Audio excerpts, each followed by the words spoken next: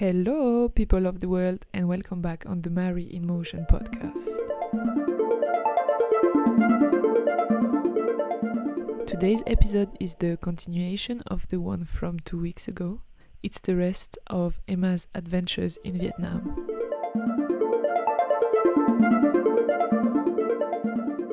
Okay, let's get back to the subject. What was your favorite place in Hanoi? My favorite place was the lake in the Old Quarter in Hanoi. Okay. It is located in the city center, basically, and it's a huge lake. And what I liked about this area is that you can find everything around, and you also can feel the real Vietnam.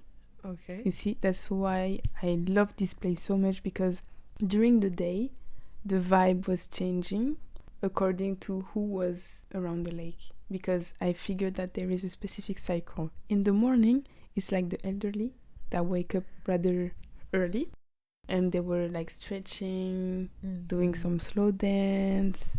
They were a lot, actually, 100 sometimes. Okay. And they were dancing at the same time. They were doing their stretching, and it was very early in the morning. I remember once I had to wake up very, very early to be able to see that. It was like 5. Did you wake up on purpose to see them? Yeah. Oh, okay. To feel the Vietnamese morning routine. And after 8, 9, those people leave. Maybe they go for a nap, or they start their day. And after that, it's like the kids were playing around with their parents. They start to like dance, scream, they eat ice cream also. They just enjoy the park around the lake. At noon, it's also the working people. The They people take a break? they take a break.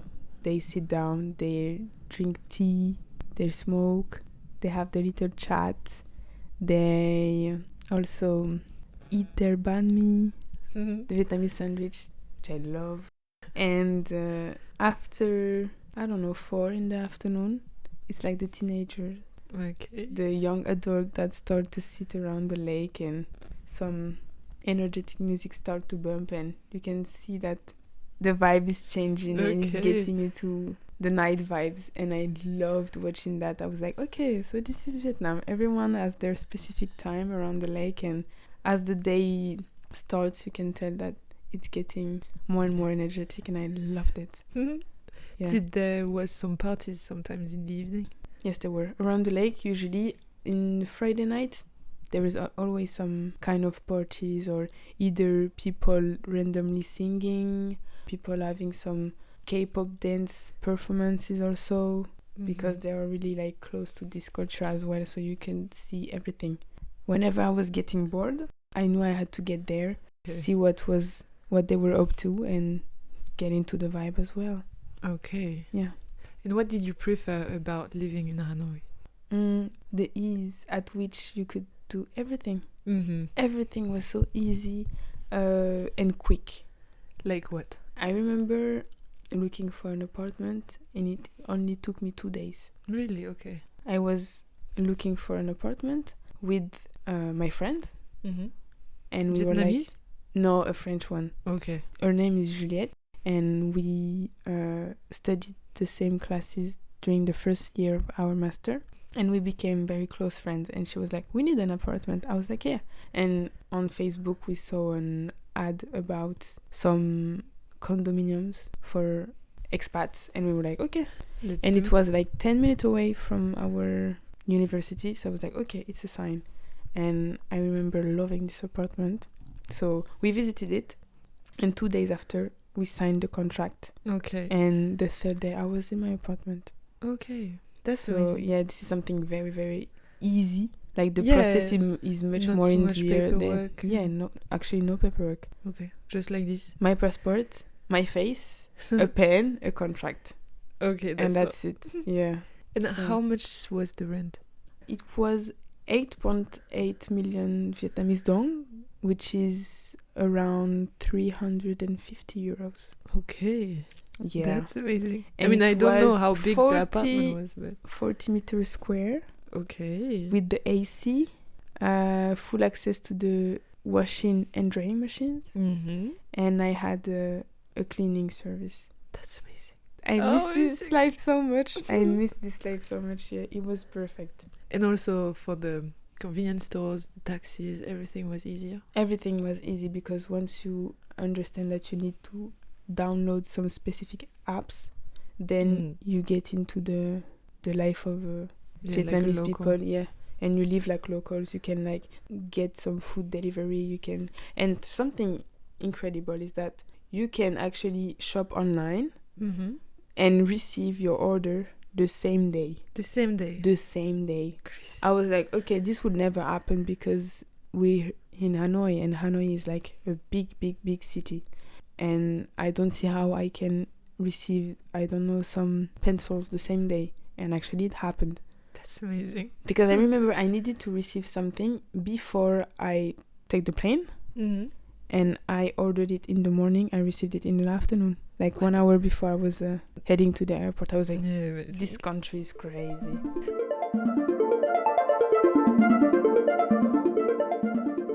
What do you miss the most? It's not specifically about Vietnam, or at least, I think it is also. It's the feeling of being in vacation. Even though you were living there? Yeah, I was living there. I was studying there. So I needed to stay consistent. I needed to focus. I needed to study. But at the same time, knowing that I wasn't in France made me realize that I could just feel at peace. Mm-hmm. I was very like at ease. I wasn't taking anything seriously. I wasn't stressing. I was just going with the flow. And the consistent feeling of being at peace in vacation, it's amazing feeling. it was just amazing. Even when I had to wake up early to go to the university, the 10 minutes I needed to walk, the 10 minutes to go to school was different. Because it was enjoyable. Yeah, it was enjoyable because I was seeing a new landscape. I was seeing different things. I was seeing this little nanny with her triangle hat trying to sell me some pineapples. I was seeing, I don't know, an old man doing his stretching. I was seeing so many things that I was like, I'm not even going to school. I mean, like, it's enjoyable. I'm like, it's 8 in the morning, but for me, it's not a problem. I love this. I love this. Yeah. And is there anything you didn't like? I will start with the things I like. Okay. Because I miss a lot of things. Okay. I miss the food. Yeah. The food. Come on, like the pho, the banh mi, everything. I loved it so much. And there are flavors that I don't find in France anymore. Mm-hmm. The Did you try sweet to and sours. Yeah, I tried because there is a specific dish that I enjoyed there, and I cooked it in France, and my little sisters, they loved it. Yeah. And now I have to cook it every so often just so that they can have it because they love it. And I'm like, okay, I'm getting pretty good at it. And yeah, I don't remember the name. It's like a stew with tofu and rice, and it's like basically a tomato sauce, and it's like full of coriander. I know you don't like it, but I love it, and it's just so tasty. And you eat it with rice and some spinach. Mm-hmm. Okay. And even the spinach were different from what we have in France. Yeah, okay. So it's not easy to recreate. Yeah, it's not that easy, but sometimes I go to Asian store when I'm craving some food. Yeah, okay. But I know it won't be the same exactly. Yeah, but it's fine. But yeah, and I also miss the noise of the street. Really? Yeah. Why? I wasn't expecting that, but sometimes I wake up and I don't know. It's way too calm. I need the honk. I need people screaming. I need this. Because you were saying that your house was loud, and maybe you found that noise outside. Yeah. Like I find it comforting. Yeah. Because in the hotel it was not that much insulation. Yeah, the insulation wasn't that perfect, and at first I was like, oh, the noise is pissing me off. But after a few days there, it was calming me. Yeah. Way more than what I was expecting. So yeah, it's a good thing. But so now you are living alone and in a not noisy area. So do you miss the noise really? I miss it, but I miss the Vietnamese noise.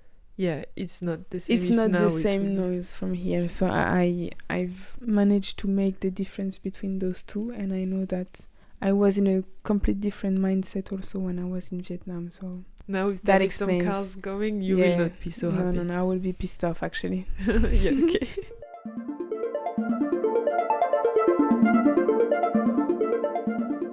Is it all that you miss? I miss also my friends. I miss them a lot. I miss who I was there. This was the place where I could get a bit more introvert. I was very calm compared to who I am on a daily basis. And my family, they realized that also. They see me change. Because before going there, I was very loud, very nervous, I was a lot.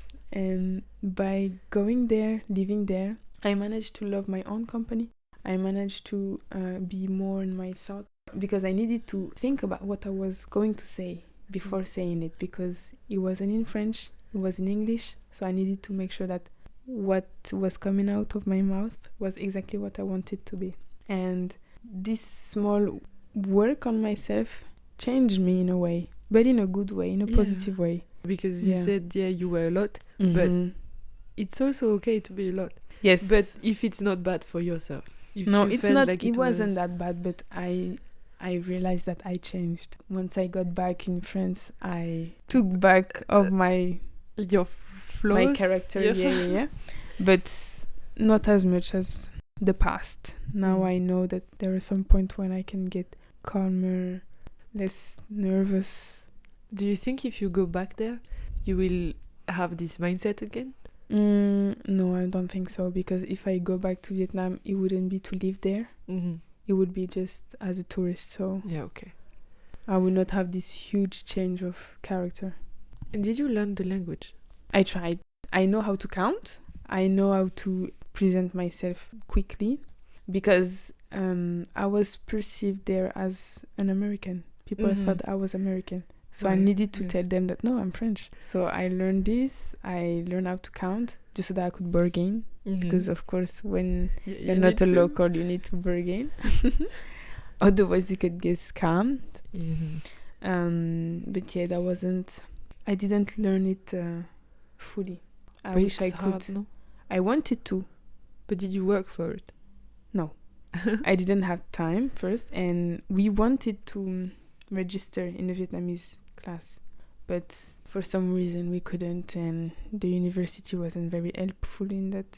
But that's not good, because they are trying to build a university like for Vietnamese and French. Yeah, this is the only thing that does not make sense with the university, because the Vietnamese people, the Vietnamese students, they learn French.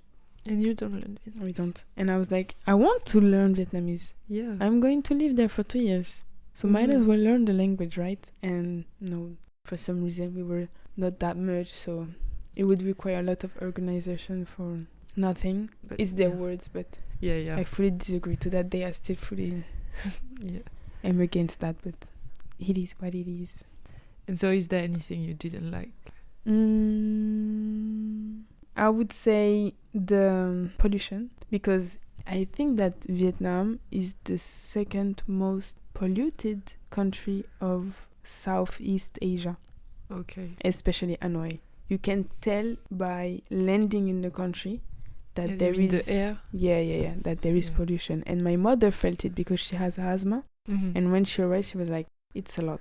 It's a lot, Emma. I need to wear mask." So I was like, "Okay." So she wore mask during her stay there, and she felt much better. But yeah, you can tell that it is very polluted. But did you feel it in the air? Or like, did you feel it on your health or anything? I felt it on my health, because at some point I wanted to go for walks or run, and I knew that I wouldn't be as performant as I would be in France. So I managed to work out at home. I saw it also on my hair. When I was like washing my hair, I could tell that there were dust, and I was like, this is not the usual dust. This is pollution. You could see it also in the walls. It was very polluted. I was like, okay, not so good if you want to stay there for too long. And I've spoken about it with some of my friends, my Vietnamese friends, and they've told me that pollution has a huge impact in infertility in Vietnam, because starting at a very young age, you are exposed to all of those pollutants Mm-hmm. and it has a real impact in your health. And what do they think about this? Do they go in the countryside, or they're just... From time to time they like to have some retreat and go to the countryside to see their relatives, but they are also trying to change their habits because they use a lot of motorbikes just because it's convenient and it's cheaper. But now that they realize that it causes a lot of pollution, they have decided to switch from basic motorbike to electric ones. It's still... Yeah, but if it's little by little, then it will reduce. They still need to make a lot of efforts on that because they are using a lot of plastic and so on. Yeah, what about the trash in the streets? Is it dirty and everything? Yeah, it's not the cleanest city I've been to, but they're trying to make efforts. It's getting better. I can confidently say that it's getting better because they are realizing that they need to change. And something I like also about Vietnamese is that they love their country. So they want all to take love care. their country. They could do anything for it. So once they have realized that the trash on the street is not okay, they collect everything and they clean up. I mean, it's not because they throw the trash outside. It's just because they don't have the specific bins to put their trash in. Yeah, so it's not because of the individuals. No. It's not because of the individuals. It's just that they haven't created the practical... Yeah, like the system. Yeah, and exactly. Is there anything else you didn't appreciate? I would say maybe the traffic also, because it's very intense. At the beginning, you don't know how to cross a road. Yeah. You could just stay there and see people going by, and you're like, no, I'm not gonna cross that street. But at some point, you have to, right? And I was like, am I going to die today? Is it going to be the end? And actually, I managed to learn some of the rules. Is that you have to keep the same pace. You can sometimes raise your hand if you want to be seen, and you should never go back. Never make a step back. Once you're starting to cross the road, finish the road. Same pace, don't try to run, keep the same pace. They will go around you, and you will stay alive. Yeah, I mean, you are here today, so... I made it, yeah. So...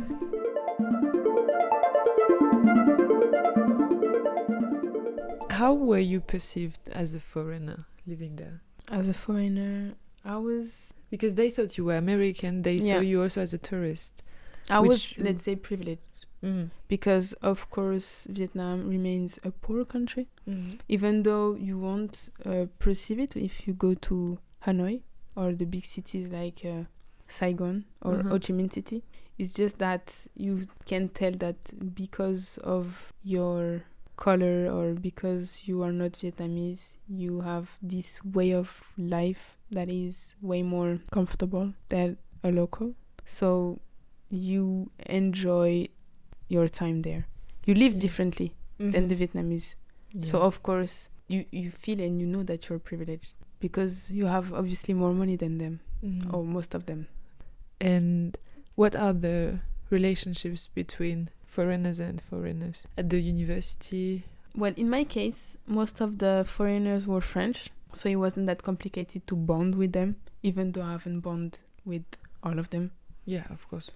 I can say that foreigner are like friendly, but not that much. Some people can get like posh because they're like, oh, I live in Vietnam. I don't want to speak to any other foreigners. If I live here, it's because I don't want to have to see other foreigners. But there are other people who are like, oh, we have the same experience. Like, you can we have the same experience, so let's share together. And, to have some tips. So it depends. I think it depends on the individual. But mostly I had good experience, good relationship with the people I've met. I wouldn't complain on that way. I managed to make some friends. I managed to like travel with them. I managed to enjoy my time there with the people I've met, the few people I've met. Yeah, good. Yeah. So to conclude, I would like to ask you, what did you learn? How do you feel you have changed? Is there before and after? We talked about it already a bit, but if you want to go back to this. Okay, I will just simply say that I learned a lot about myself, and that's the best thing that could happen, especially when you travel alone, is because at some point you want to know who you are. Because of this trip, I started to enjoy my own company, and I feel more mature, more confident, more sensitive also. Okay. Because as I said in the beginning, before leaving, I shed a lot of tears. And this is not something that was part of me before. And now I am fully confident when I need to cry. Okay. I don't feel guilty for crying. I'm not crying every single day though. Yeah, but this is something that I've come to enjoy, my sensitive self. And there is definitely a before and after, especially with the relationship I have with my family. The fact that I was living so far away, it also brought us closer. Yeah, that's because amazing. Now I know how to listen more, to pay attention to every single details. Because at some point I was feeling guilty for living so far away. I missed a lot of important events, like my little sister Sophie. She graduated from high school, which is something very important in France. And I remember that she got the results where I was in my internship in Vietnam. So I took a break. I was on a coffee break and I went to the park and I was crying because, my little sister graduated. Yeah. And people couldn't understand why I was so happy. I was like, because I was crying because I was proud of her. I was happy for her. But also because I missed you were not there. Yeah, I wasn't there. So I was like, damn, I'm missing something here. So yeah, it also brought us closer. And that is the most specific aspect. So that's amazing. Yeah, that's nice. You left and now you are so much closer. Is there anything you would do differently? More like advice you would give to someone also to take care of? In my specific experience, I went there for school. So I knew that I needed to focus as much as I could to get my degree. Because this is also why my parents allowed me to leave. They were like, okay, she's not going to go backpacking. Yeah. We know that she has a goal. So we trust her and she's going to come back with a diploma. And this is exactly what I did because I knew that I had the responsibility to do something out of those 2 years, right? Because this was the contract. And so in my specific experience, in my way, there is nothing I wouldn't do like differently. You would do differently. Okay. Yeah, I would do exactly the same because I was so confident in the fact that this would be a nice experience that I didn't stress that much, mostly because I was surrounded with nice people. I had this teacher who helped us a lot. We were not alone. It helped me a lot. And if I have an advice for someone who wants to go to Vietnam, either to live or for holidays, I would suggest you not to stress because there is nothing to stress about Vietnam. Just go get your vaccines. We never know. Hanoi is a big city, so you would be able to find everything you want. Everything is very easy to organize. Either it's like day trips outside of the city or food tours. There is everything you want. And don't hesitate to speak to the locals. I would say the young one, because the older one, they are not that fluent in English. That's the thing that I didn't like much about Vietnam, because I was expecting them to speak fluently in English just so that I could have more. Yeah, you would have like to connect with them. Yeah, I wanted to connect more with them just so that they could explain more of their culture. And it's a good thing that I went there to study because there were Vietnamese people who were speaking fluently in English and they became my friends. So I managed to visit temples. I managed to learn from their culture because they were speaking in English. So yeah. Prepare yourself for that. You will find everything you need. Don't feel embarrassed when you want to ask something to someone. Just go ahead. Even if they don't understand what you mean, they will help you. Try food. Try everything you can eat. Even if it doesn't smell good, even if it doesn't look good, go ahead. You will be surprised because there is something called the shrimp paste. It's like fermented shrimps that has been crushed and it became like this grayish, smelly paste. Okay. And I was like, there is no way in hell that I'm going to eat it. And actually, I dipped one of my rolls in it and it was so good. I was like, okay, you just have to let go of the smell and it will be okay. But the food there is exceptional. So just go ahead and try everything you can. And yeah, no need to stress about anything. If the opportunity comes for you to go there, just go. You will not regret it because this has been the best trip of my life so far. That's amazing. Yeah. I hope that the people that are listening to us want to go there and try out. You should.